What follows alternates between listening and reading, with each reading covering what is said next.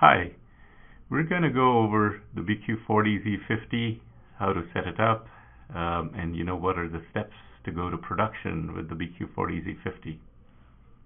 So in this video, we're going to go over the following configuration steps. So how do we set up the gauge for chemistry identification and running your learning cycle? How do we do the initial calibration? And then running your relax, discharge, relax cycle for chemistry identification. And once you have the chemistry identified, running the learning cycle with that chem ID, and then preparing the gauge so that you can upload a golden file that can be used in production, then actually creating the golden file, and then the different production flows and methods that can be used to get to a final production pack with your BQ40Z50. Before we begin, let's make sure that we have our battery management studio software, BQ40Z50 technical reference manual, and the BQ40Z50 EVM users guide. And here are the links to the software as well as the TRM and the EVM users guide. The first step in the setup process is to identify the chem ID for the cells that you're using. The chemistry ID is very important because it has critical parameters that model the cell, its operating profile. And if the chemistry ID for the cells is available in BQ Studio, it can be selected from the chemistry programming tab that's shown on the screen. If the chem ID is not available, there is also an online tool that's available to find the closest match. And if none of this works, there is always the option to send cells to Texas Instruments for characterization to make a new chem ID. Once the chemistry has been identified, the next step is to go through a learning cycle. The learning cycle is one full charge and discharge cycle, and it's needed for the gauge to update parameters about and information about the pack, like the chemical capacity and the actual impedances of the cells in that pack. Before we begin our chem ID and learning cycle process, there are some variables that we need to set to make sure that the gauge is configured properly to collect data. It's much easier to collect data using the gauge itself. But even otherwise, if you are using a battery cycling system like a Maycore or an Arbin, it's much better to get these configured initially while we collect data for the chem ID and learning cycle process. The first parameter is the DA configuration, which tells the gauge how many cells you have, whether the gauge, whether the pack is a removable type pack or a non-removable type pack. And at this moment, we'll leave all the other bits unconfigured, and also we will disable such things as sleep, because we don't want that to interfere during our data collection process for our chem ID and for our learning cycle. The next parameter that we need to configure is the FET options. We need to make sure, depending on our pack design, whether we want to use the pre-charge FET or the charge FET will be used as the pre-charge FET, and based on that we need to set the pre-charge common bit. And then we want to make sure that we set the charge FET, which is bit 5 in the FET options, to 1 to make sure that at the end of charge, the charge and pre-charge FETs are turned off. This is much better for the chem ID process and for the learning cycle. Next, we get to the temperature settings, and over here to set up how we are measuring temperature, we need to set up the temperature enable and temperature mode settings in under settings configuration of the data memory. The temperature enable basically sets up which thermistors you have connected on the pack. Ideally, you would enable the internal temperature sensor as well as a couple of thermistors that you have configured on the pack. The next is the temperature mode, which basically determines which of those temperature sensors is measuring the cell. and which of them is assigned to the FETs. In most cases, you will be using the external thermistors only to measure the cell temperatures, and you might use the internal temperature sensor to measure the FET temperature since they'll be on the same PCB. But depending on your configuration, you can set up the temperature enable and temperature mode as the next step in this configuration process. Next, we need to set up our protections to protect us during our learning cycle or ChemID cycling. We only want to enable some very basic protections during this time. We will enable our CUV and COV and our short circuit during discharge and short circuit during charge thresholds. And typically the thresholds we want to set over here should be much wider for our learning cycle and for our ChemID process. If you look at your cell specification, cell data sheet, we want to go at least 100 or 150 millivolts higher on our COV and about 100 to 150 millivolts lower than the cell minimum on the data sheet for our CUV. Next, we'll set up some of our power settings. We want to make sure under our power settings that the valid update voltage is fairly low. Recommended value is 3000 millivolts so that all the events can be captured. If we suddenly get a very low voltage event and the gauge, if this value is set pretty high, the gauge will stop recording these events. We don't want that to happen. And also for our charger present threshold, we want to set that to a fairly low value. We want to set it at least 300 to 500 millivolts below the minimum expected charger voltage, just to make sure that the gauge can detect the charger even when it's at its lowest voltage. Next, we need to set up some of our charging and gauging settings. For our charging configuration, we need to set up our charging voltage. And this is not based on the application at the moment. Since we're going to do a ChemID and learning cycle, this needs to be based on the cell specification. So we need to set up the charging voltage based on the specification from the cell data sheet on what voltage it needs to be charged up to. And then we need to set up some of our design parameters, like our design capacity in milliamp hours and centiwatt hours, again based on the specification for the pack. And this will also apply to the application. So we'll set up the design capacity in milliamp hours and centiwatt hours. And then we need to set up our terminate voltage. And because we're doing a ChemID and learning cycle, this will not be based on the application. In this case, it'll be based on the cell data sheet. And in most cases, it'll be better to set up the terminate voltage just a little bit below the cell data sheet specification or equal to the cell data sheet specification. It should not be set higher than the minimum voltage specified in the cell data sheet for the ChemID and learning cycle process.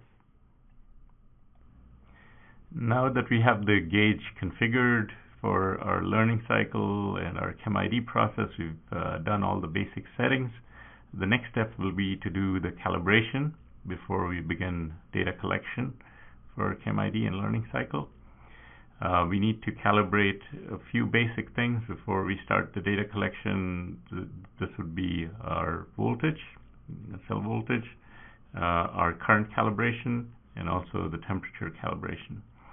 So for the voltage calibration, we need to measure cell 1's voltage.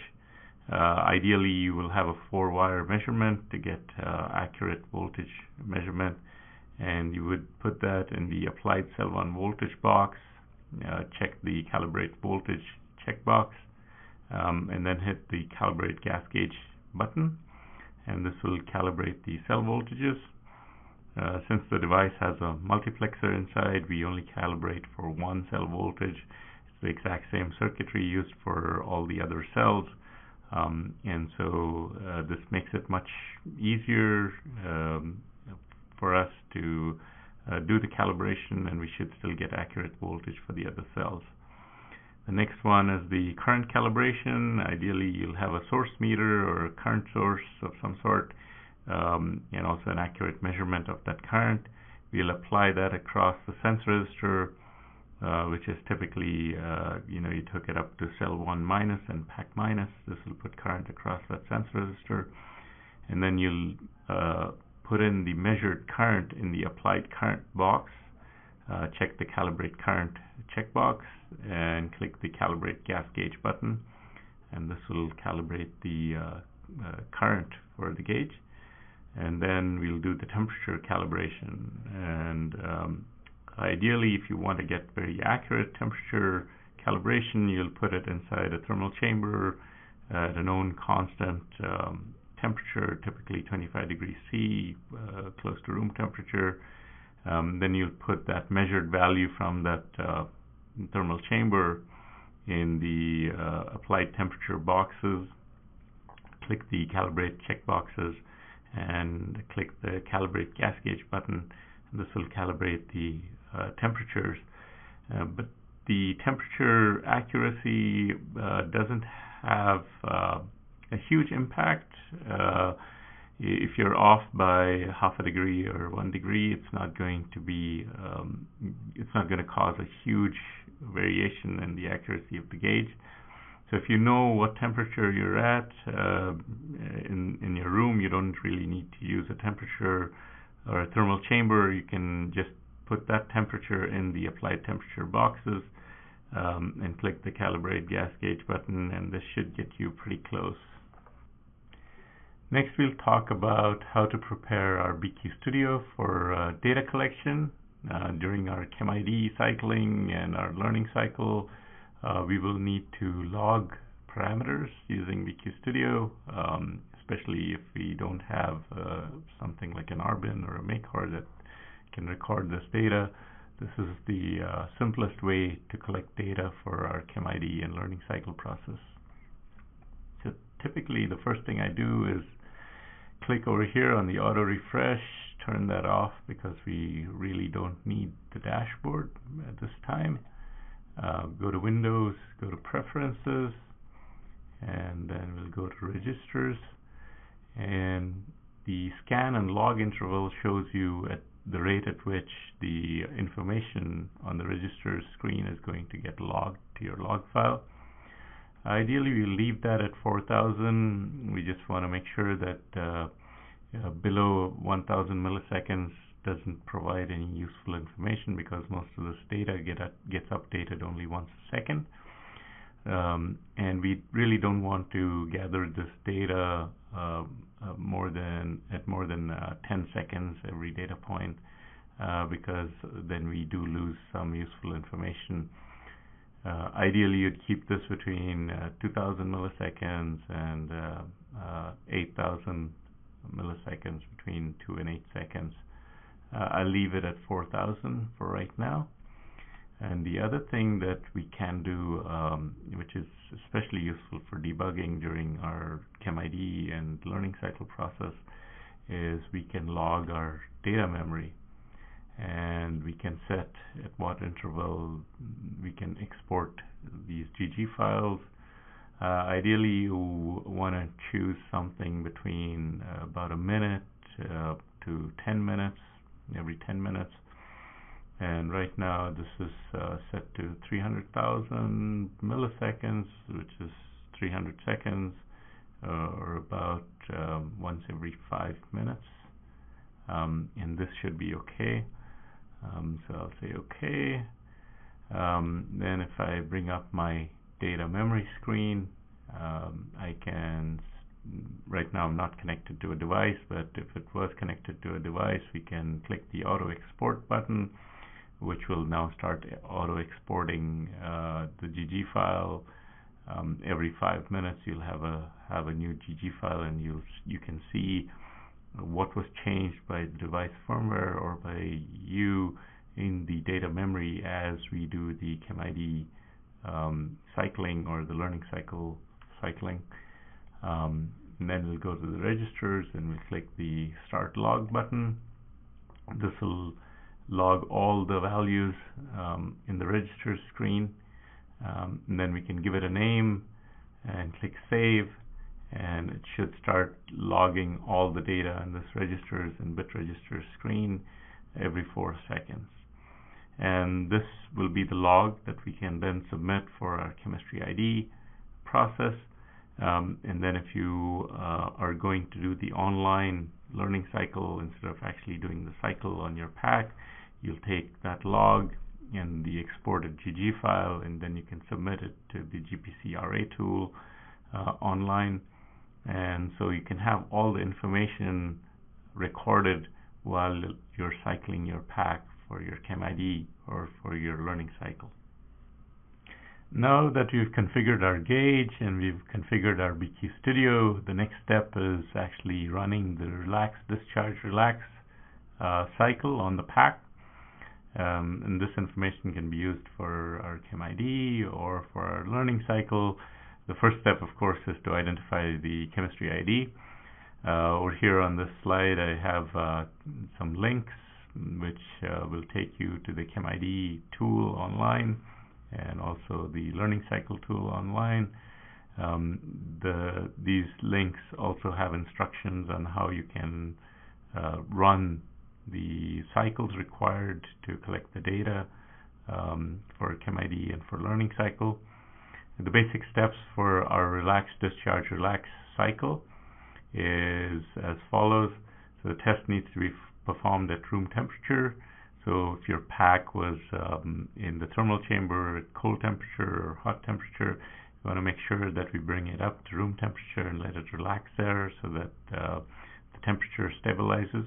The recommended time is 2 hours to get to room temperature. And then we'll charge using a CCCV profile, constant current, changing to constant voltage to charge it up to full, and we want to use a taper current of C/100 for our ChemID and learning cycle.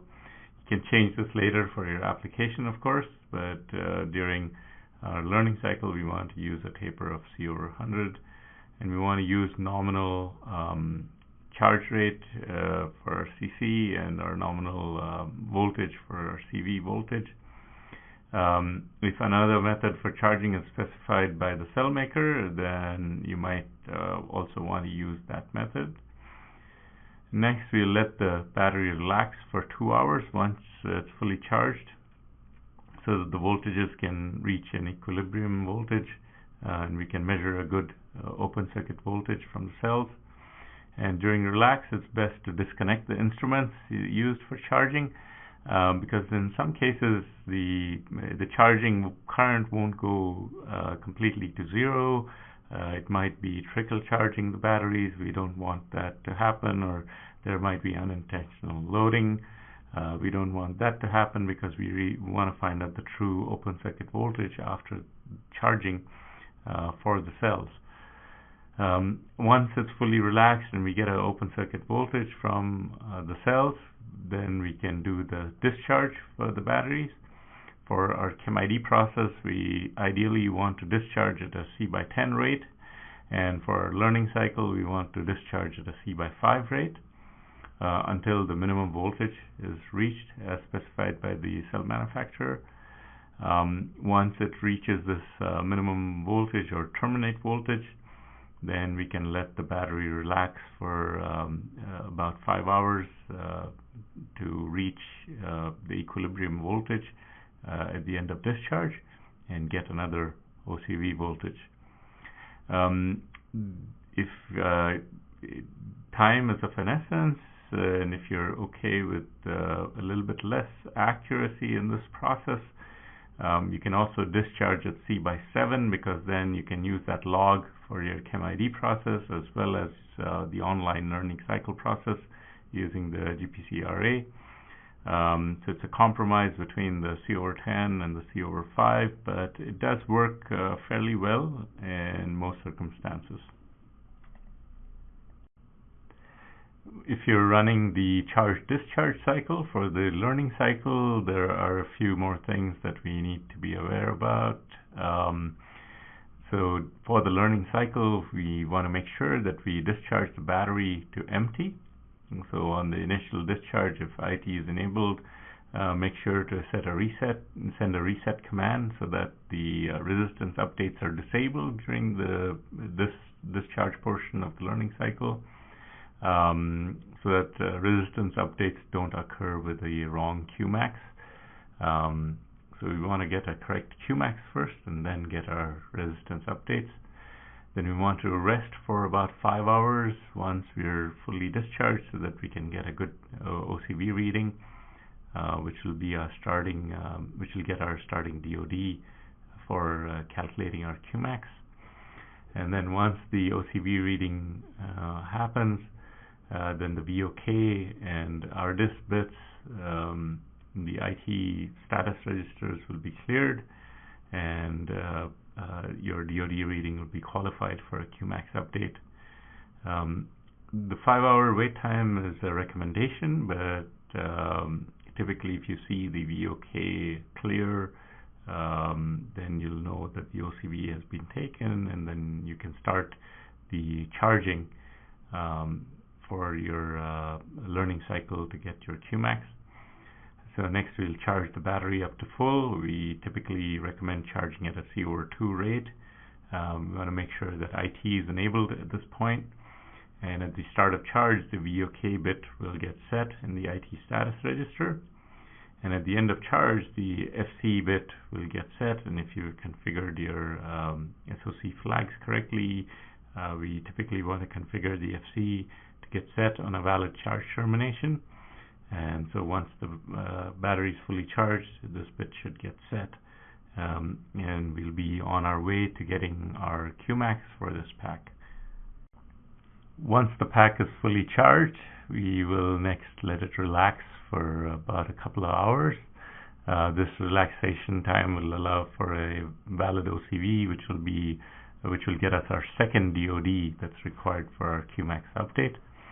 And typically the valid OCV reading will happen once the dV by dt of the cell, basically the slope of the cell voltage, is less than 1 microvolt per second. You will see the VOK bit get cleared when this OCV is taken in the IT status register, and then that OCV, that DOD from that OCV reading will be qualified for a Qmax update.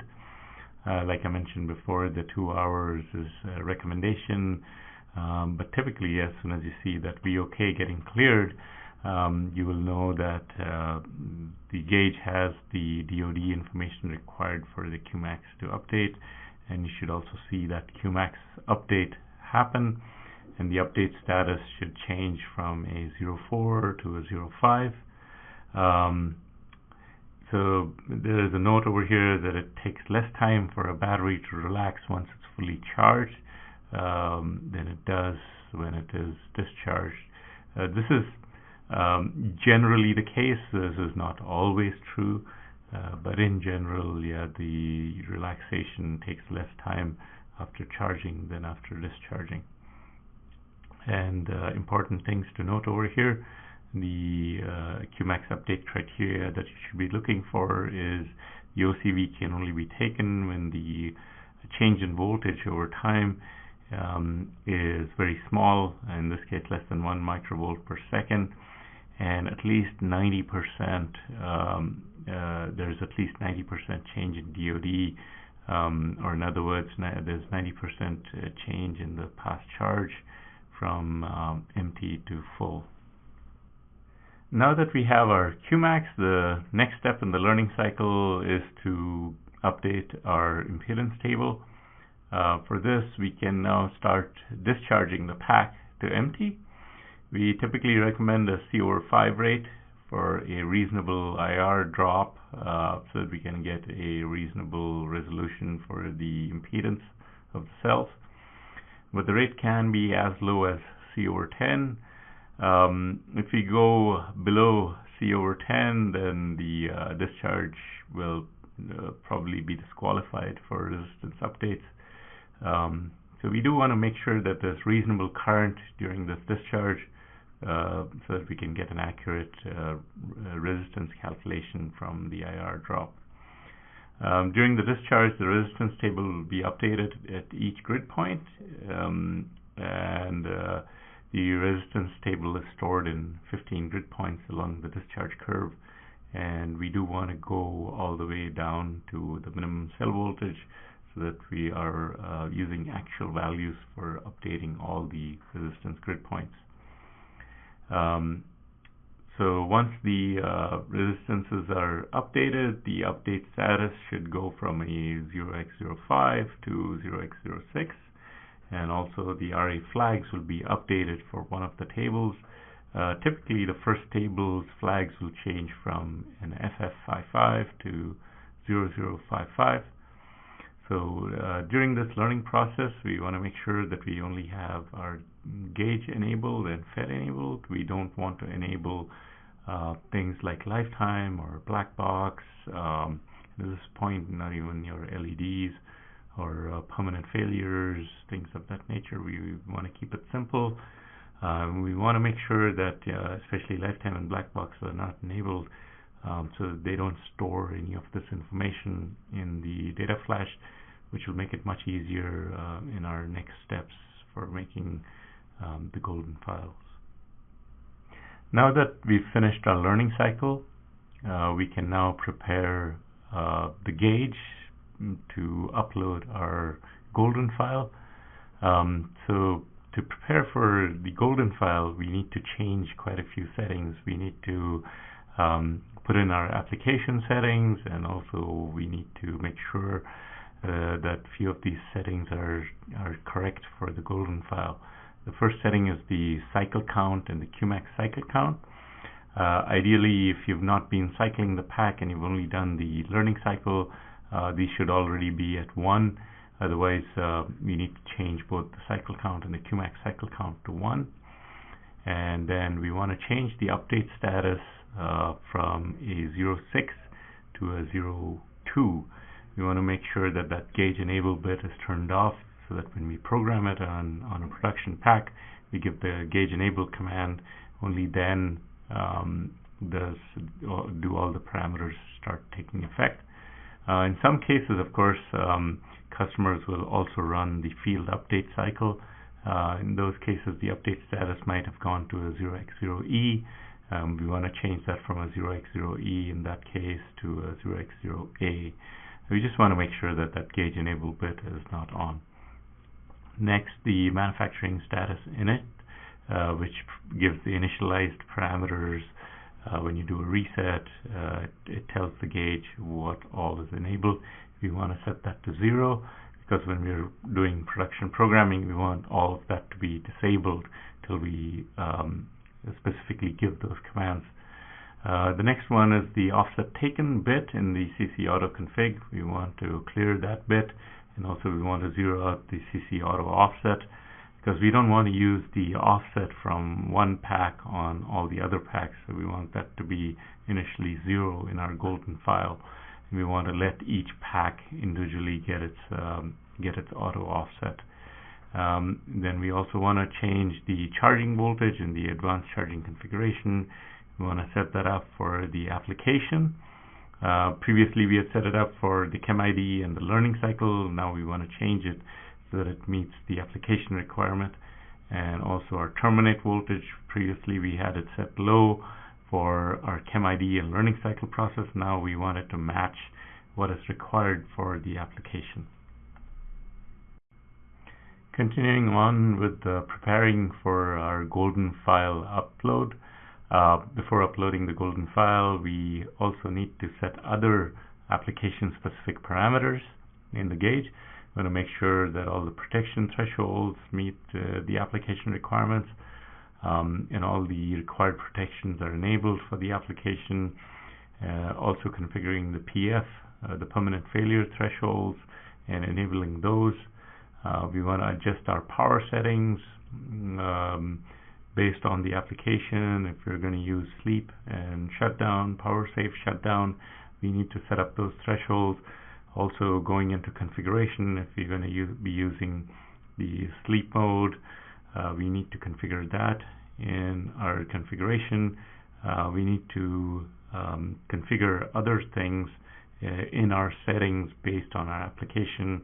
If we need the charge FET to be on at the end of charge, For example, we need to set the charge FET bit. We need to set the SBS flags. If you're using a smart charger, we need to enable the broadcast bit. We need to configure our LED and I/O. If we are using LEDs, we need to enable them. Set up our SOC flags for our terminate charge, terminate discharge, full charge, and full discharge.